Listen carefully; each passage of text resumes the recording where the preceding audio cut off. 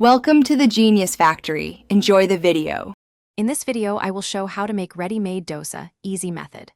Spread a thin, even layer of batter on a hot nonstick pan, drizzle a few drops of oil, cook until edges lift and brown, flip for 10-15 seconds if you like, then fold and keep warm on a low tray while you make more dosas to serve immediately.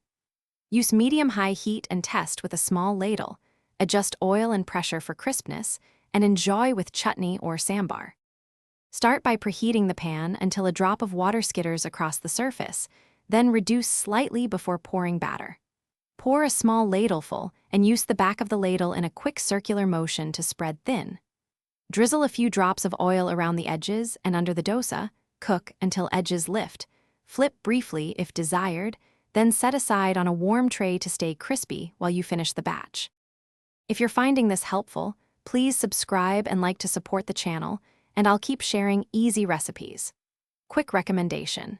Bento box make meal prep easy with these leak-proof containers I use to store dosa batter and leftovers. They really save time and mess. Check the description for the link and other deals to grab yours, and it helps the channel when you buy through those links. Now let's get back to the video. Prepare chutney and sambar while you cook to serve dosas hot and crisp, since immediate serving preserves texture and flavor. Fold dosas into triangles or roll with potato masala, paneer, or other fillings to create variety. If you need to hold a stack, keep them on a low oven setting or in an insulated container for up to 20 minutes, separating layers with parchment so they don't stick and stay appealing for guests.